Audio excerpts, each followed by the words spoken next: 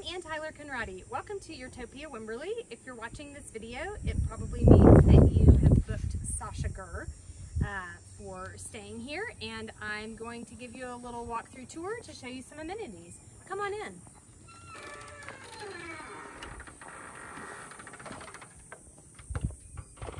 This is your main hangout deck space.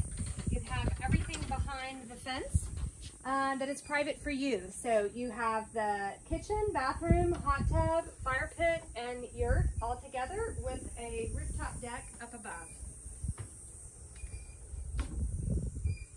So we'll start by me explaining a little bit about the systems that use propane gas. We have them all on a timer so that you don't inadvertently go to sleep and leave something on and then you wake up in the morning and you don't have hot water. So we will start with the grill. The grill is over here in the kitchen, and it is on a long hose, so you can pull it out if you'd like to, or tuck back under if it's raining or you need more shade. This is its hose.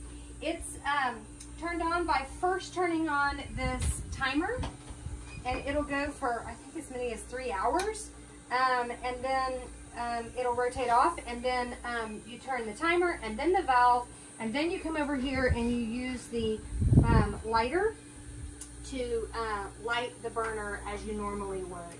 So once you have the valve parallel with the pipe and you have the timer on, you should be able to light it like you normally would a grill. There's also a fire extinguisher right here in case things go awry. So make sure to use that if you have any problems. The second appliance that uses the gas is our fire pit. We keep a lighter in the kitchen, and it's very similar to the fire pit and to the barbecue.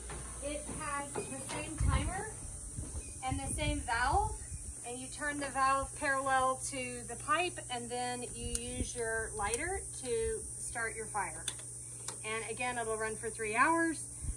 Run it as long as you'd like. We just have it on the timer so that you don't leave it on accidentally. And then the third thing is the hot tub. So the hot tub can be either a plunge pool or a hot tub, depending on the season. You have 3 controls here on the wall next to it. The top one is the jets only. If you just want to have the movement of the water and treat it like a plunge pool because it's summer and it's too hot to turn it on, you can do that. If you want to have the light come on at night, this is the light switch. And the third one is a rotating timer dial for the heater. And it takes about maybe 30 seconds. You'll hear, once you turn that on, you'll hear a whoosh, and that's coming from behind the bathroom where the heater's located.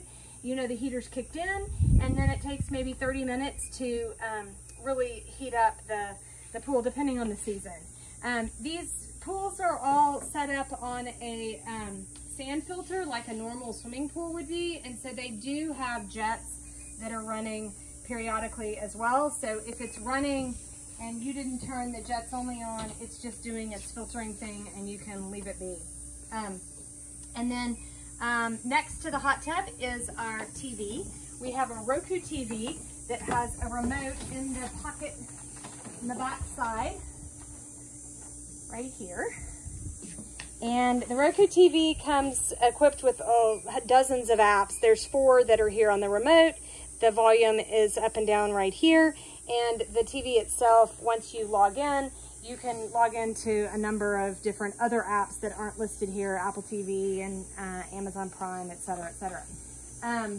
Disney Plus, lots of choices. It also is kind of like a hotel where you can log in and then tell it your logout date and time, and it'll log out automatically for you, which I recommend setting up. If you're going to log in, you might as well set up the logout so that you don't forget and leave it on for the next people.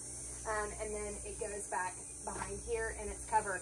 If it's raining, we ask that you please cover it back up for us. If it looks like it might rain in the night, that's really helpful. And we just ask that you keep the volume at a reasonable level. It's weird how sound travels around these hills. You think you're out here in the middle of nowhere and nobody can hear you, but in fact, sound does travel. So we just ask that you keep it at a normal level that is reasonable for neighbors. And then the bathroom.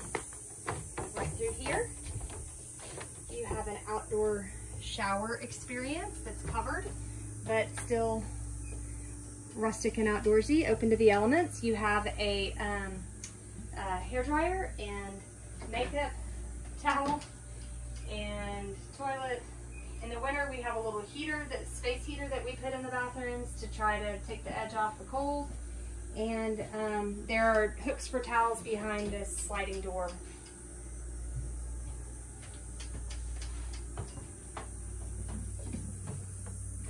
So the outside lighting around here.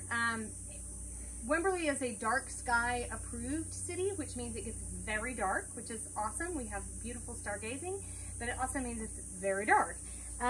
So we recommend getting to know these outdoor deck lights location, because if you go into town and you're planning to come back late and it may be dark by the time you get back, you're going to want to have turned them on before you leave. So this runs the lights that are on our deck, like this black one right here, and then they're all the way out by the parking and up top on the rooftop deck. So that's what that switch is for. And then there's a different switch here in the kitchen that's next to the fire pit, next to the coffee pot, that is for these lights and the fan. And it's summer right now, so we've got the fan running. But yeah, you'll want to know where those lights are for nighttime. And then I think, well, one more thing out here before I take you inside the yurt. We have about 10 acres here on the hilltop part of Yurtopia, and the borders of that territory are bordered by Wind Ranch Road. When you come in from our electric gate, you come in Wind Ranch Road, you take a left and come up the hill. This is the third yurt up the hill, so you're the third driveway at Sasha, and then it goes on down, it circles back around down the hill and hits Wind Ranch Road again. So it makes one giant loop. And that is a 10-acre territory that is your zone for hiking. At Sasha, you have the benefit of being on the far side of the hill, and you have quite a bit of zone to hike down in. You have 2 hammocks at Sasha, so that's kind of fun, one up top and one down here. And there's a trail that goes down, straight down the hill from Sasha past the table here. And as long as you hike down and left, or down and then eventually to the right and not straight right off of here, you'll avoid all the other neighbors and you'll have some territory to hike around in. Trail is a loose term. It's more like wooded zone to explore in and look for lizards. So let us know if you have any questions. In the meantime, I'm going to bring you on into the yurt and show you a few things in the yurt.